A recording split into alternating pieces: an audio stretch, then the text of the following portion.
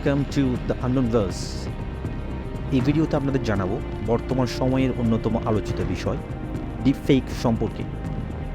Deep মানে গভীর এবং ফেক মানে নকল। অর্থাৎ ডিপফেক বলতে আমরা এমন কিছুকে বোঝাই যা গভীরভাবে নকল করা হয়েছে।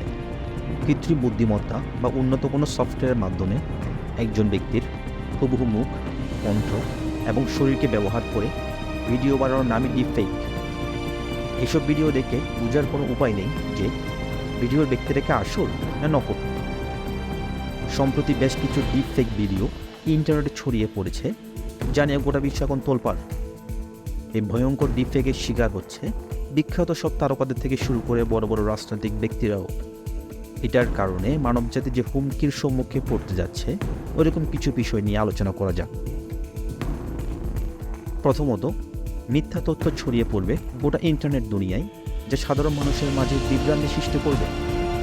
জাস্ট একবার ভেবে দেখুন তো, একজন ফ্যামিলিয়ার ফিগার একটি বানোয়াট স্টেটমেন্ট সমাজের উপর কিরূপ প্রভাব ফেলতে পারে। এই প্রযুক্তির সবচেয়ে বড় নেতিবাচক প্রভাব হচ্ছে বিভিন্ন তারকাদের ছবি ব্যবহার করে অশ্লীল ভিডিও বানিয়ে সেটি বিভিন্ন সাইটে ছড়িয়ে দেওয়া হচ্ছে। হলিউড এবং বলিউড থেকে শুরু করে সারা বিশ্বের বাঘা বাঘা তারকারা এই ডিপফেকের ভয়াবহতার শিকার হচ্ছে। বলা বাহুল্য, ডিপফেকের আগে শুধুমাত্র ছবি নকল করা সম্ভব ছিল ফটোশপের সাহায্যে, কিন্তু ডিপফেক আসার পর ভিডিও বানানো খুবই সহজ হয়ে গিয়েছে। এরপর একজনের কণ্ঠ ও চেহারা হুবহু নকল করে সাইবার অপরাধের মাত্রা বেড়ে যাবে। কণ্ঠ নকল করার মাধ্যমে খুব সহজেই মানুষকে ফাঁদে ফেলা যাচ্ছে। আসল আর নকলের পার্থক্য কারো পক্ষে নির্ণয় করা সম্ভব হবে না। আর ভিডিওর সাথে একজন মানুষের কণ্ঠ এবং চেহারা যখন মিলে যায়, তখন সেটা আমরা বিশ্বাস করতে বাধ্য। এরপর হচ্ছে ক্লোন তৈরি। একে ডিজিটাল টুইনও বলা হয়ে থাকে।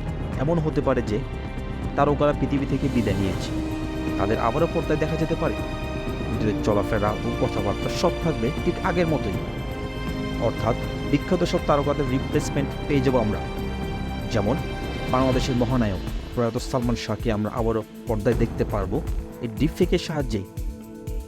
হলিউড সিনেমায় ইতিমধ্যে এর ব্যবহারের কথা চলছে, কিন্তু বিখ্যাত সব সিনেমা পরিচালকরা সবাই এর ঘোর বিরোধী, কারণ এর প্রভাবে গোটা একটা শিল্প ধ্বংস হয়ে যেতে পারে। আমরা ছোটবেলায় বিজ্ঞান বইয়ে পড়েছি যে বিজ্ঞানের আবিষ্কার সময়ের জন্য আশীর্বাদ এবং একই সাথে অভিশাপও করতে পারে, যা বাস্তবিক প্রয়োগ আমরা বর্তমানে দেখতে পাচ্ছি। এই ডিপফেক মানব সভ্যতার জন্য হুমকি স্বরূপ হিসেবে ধীরে ধীরে রূপ নিচ্ছে। প্রযুক্তির চরম অপব্যবহার হিসেবে উদাহরণ হতে পারে এই ডিপফেক। প্রযুক্তিকে অবশ্যই আমরা সাধুবাদ জানাবো, কিন্তু প্রযুক্তির ব্যবহার করতে হবে মার্জিত ও নিয়ন্ত্রিত। ভিউয়ার্স, আজকের ভিডিও এই পর্যন্তই। এই ভিডিওটি যদি ভালো লেগে থাকে তাহলে লাইক এবং সাবস্ক্রাইব বাটন ক্লিক করতে ভুলবেন না। So keep watching and follow the আননোনভার্স।